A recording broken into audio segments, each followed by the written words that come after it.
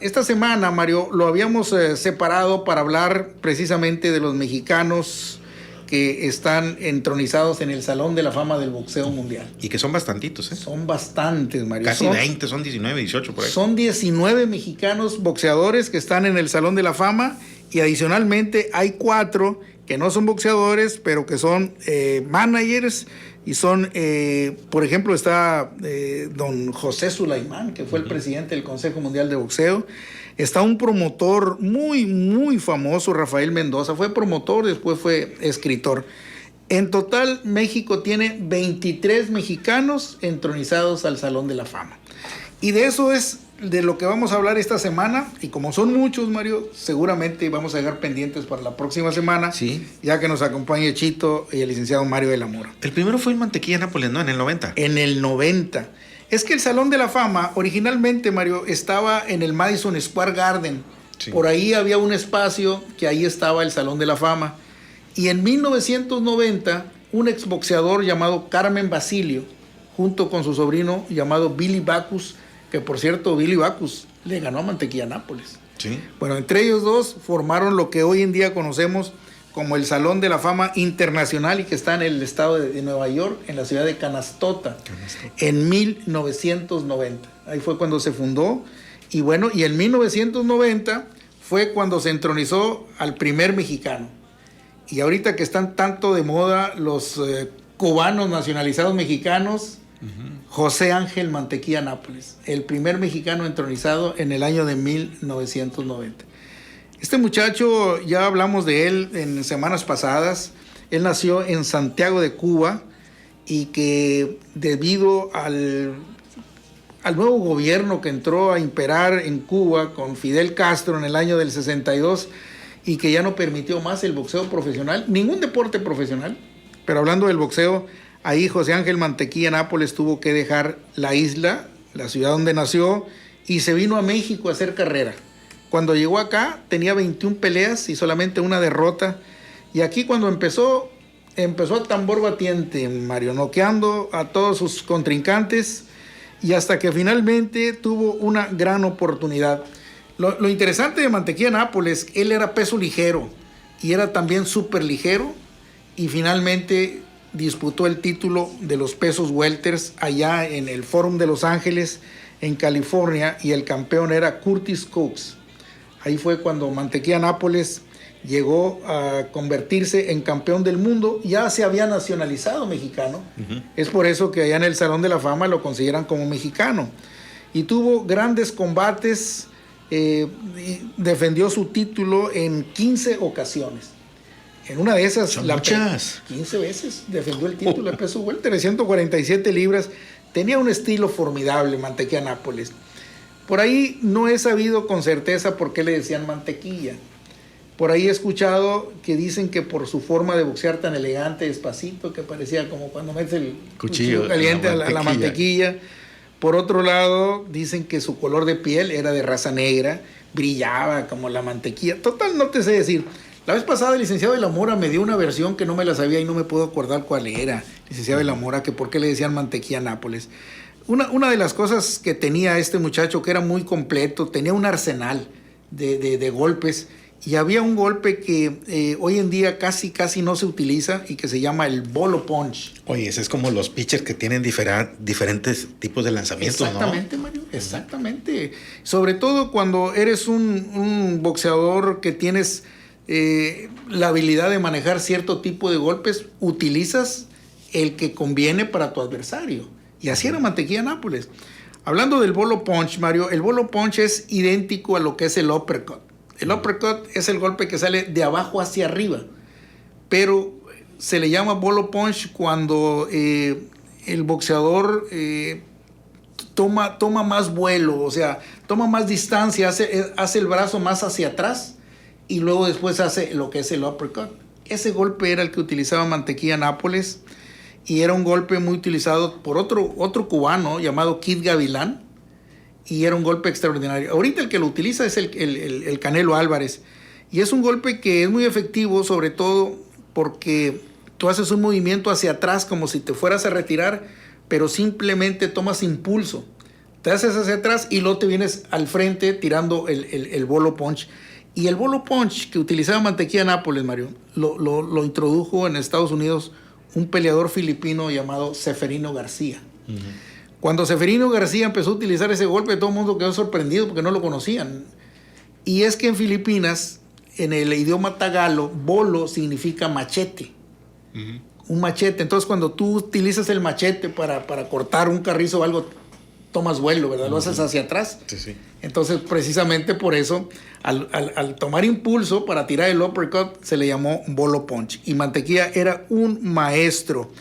Dentro de sus derrotas que tuvo en México, se enfrentó a un Canelo, Alfredo el Canelo Urbina, y lo venció. Fue una de las derrotas que tuvo Mantequilla Nápoles. También tuvo una derrota muy cerquita de nosotros en Reynosa, Tamaulipas. Perdió con un peleador norteamericano llamado Elsie Morgan. Vino en la revancha y después lo noquea en Mantequilla Nápoles a Elsie Morgan.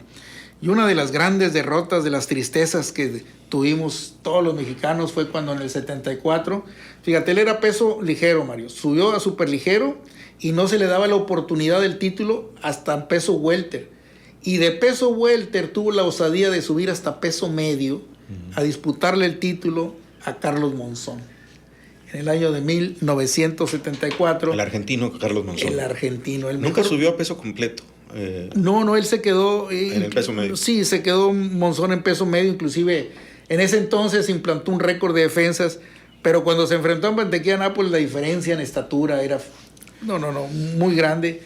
Carlos Monzón noqueó a Mantequilla. Así es. Oye, Fer, pues la lista es muy larga, de los mexicanos que están en el Salón de la Fama, y en el 90 fue la primera entronización con Mantequilla Nápoles, pero vienen más grandes dentro del mundo del boxeo mexicano, ¿no? Hay otro, Mario, Rubén Olivares. El Púas. El Púas Olivares es en el 91. Fue entronizado al Salón de la Fama. Él fue campeón del mundo en 4 ocasiones en 2 pesos. Peso gallo y peso pluma. Y recordamos cuando ganó el campeonato de peso gallo, cuando venció a aquel australiano, el aborigen llamado Lionel Rose. Una pelea emocionante de principio a fin. Púas aún vive, ¿verdad? Todavía vive. ¿Y Mantequilla? No, Mantequilla ya falleció. Sí, falleció en la miseria y muy mal de salud, demencia senil y cosas por el estilo. Y lamentablemente él se fue a vivir a Ciudad Juárez y allá fue donde falleció. Rubén Olivares vive. Y recordamos sus 3 peleas con Chucho Castillo. Uh-huh. La primera derrota que tuvo Olivares y perdió el invicto fue precisamente con Chucho Castillo. Después se vengó en 2 ocasiones, lo venció. Y bueno, de esa manera fue una trilogía. También perdió con Rafael Herrera, otro de los grandes peleadores mexicanos. Y eso es uno de los ídolos que tenemos en México, Mario. Hemos tenido muchos campeones, pero ídolos muy pocos. Pocos, sí, exactamente. Rubén Olivares era un gran ídolo. Hizo películas, Mario. Hizo muchas películas. La Pulquería 1, La Pulquería 2. Que viva Tepito, precisamente por su popularidad. El clásico muchacho de barrio, Fernando. De la colonia Bondojo. Imagínate. El Púas Olivares. Después se pasó a peso pluma y ganó el campeonato de peso pluma. Vámonos a otro, Mario, porque nos gana el tiempo. Salvador Sánchez. Salvador Sánchez también en el 91 fue entronizado al Salón de la Fama. Un peleador originario de Santiago Tianguistengo, en el Estado de México. Tuvo un total de 44 peleas con solamente una derrota. Y que nos dio mucha tristeza su partida tan joven, a tan corta edad. 22 años, Mario, 22 años. Y su último combate había sido en el Madison Square Garden frente a Suma Nelson. ¿Hasta dónde hubiera llegado Salvador Sánchez? Fíjate que esa es la pregunta que todos nos hacemos. ¿Qué hubiera pasado con Salvador Sánchez si hubiera continuado su carrera? Ahí lo comparamos con Julio César Chávez. ¿Quién hubiera ganado? ¿Quién hubiera ganado de Salvador Sánchez y Canelo? Pues la verdad, todas esas preguntas se quedaron en el aire. Oye, esa pelea épica con Wilfredo Gómez, el puertorriqueño, ¿no? Es una de las grandes emociones y las grandes satisfacciones que nos ha dado el boxeo mexicano. En el año del 81 se enfrentó a Wilfredo Gómez, Bazooka Gómez, que venía de peso super gallo, habiendo ganado todas sus peleas por nocaut. El favorito era el puertorriqueño. Esa pelea fue muy aguerrida, pero sí en los últimos rounds vimos la superioridad de Salvador. Un extraordinario boxeador que, por cierto, peleó aquí en Nuevo Laredo. Sí. en la Plaza de Toros. Plaza me Clarena. Me tocó saludarlo en la Secretaría de Hacienda, a mí me tocó saludarlo. Jovencito, ni crees que es un boxeador. Sí. No, la verdad que un espectáculo ver a este muchacho, y lamentable que después de que Don King le regaló un coche, un Porsche 928. Nunca se lo hubiera regalado. Este muchacho estaba entrenando porque iba a defender su campeonato frente a un boricua muy bueno llamado Juan Laporte. Y fíjate que había pláticas, Mario, para que Alexis Arguello se enfrentara a Salvador Sánchez. El nicaragüense. El nicaragüense, pero nunca se hizo la pelea. También se estaba hablando sobre una revancha frente a Wilfredo Gómez. Pero lamentablemente, pues perdió la vida muy jovencito. Y otra cosa que quiero comentar, cuando él fallece, en su entierro, vino Wilfredo Gómez a su entierro. Ahí estuvo con la familia, reconociéndolo como uno de los grandes peleadores. ¿Y cómo te fijas que la habilidad de un boxeador no tanto está en su complexión física, que cuenta mucho, por supuesto, pero Salvador Sánchez no tenía una complexión así, que digamos, robusta, así fuerte. No, simplemente tenía poder en los puños y la habilidad que tenía, ¿no? Cualquiera le entraba, ¿no? Lo miraba y decía, yo le entro a ese flaquito, ¿no? ¿verdad? Pero pues ya después no hallaban cómo salirse del ring. Así es, Mario. Entonces hemos mencionado a 3 boxeadores mexicanos. Y así nada más por encimita, ¿eh? Déjame mencionar el último, el cuarto, Vicente el Zurdo Saldívar. Vicente el Zurdo Saldívar, un extraordinario boxeador, buen peleador, que terminó su primera etapa invicto sin haber perdido una sola pelea. Pero Mario, ahí está lo que comentamos ahorita. Él no fue ídolo, ¿eh? No. Era muy bueno y está entronizado al Salón de la Fama, y lo entronizaron en el año de 1999. Cuando él era campeón nacional de peso pluma, y se convierte en campeón cuando vence a Ultimino Ramos. Ultimino Ramos había ganado el campeonato en el año de 1963 y fue la primer pelea sancionada por el Consejo Mundial de Boxeo, porque en ese año se fundó el Consejo. Entonces Ultimino se enfrentó a Dave Moore. Ahí me equivoco, porque ahí es un Moore, sí, es Dave Moore. Dave Moore.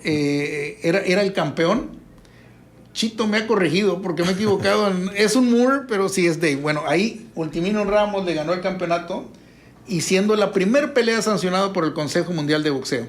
Y esa pelea fue en el estadio de los Dodgers.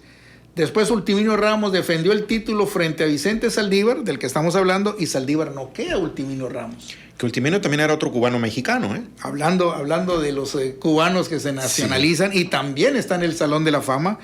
Te voy a decir en qué año. En el año 2001 entronizaron, sí, a Ultimino Ramos. Sí, pero antes, en los 90, hubo otros también boxeadores mexicanos. Bueno, que por ahí... cuando llegó Ultimino Ramos y Mantequilla Nápoles a México, vino un cúmulo de sí, boxeadores cubanos que se hicieron campeones del mundo.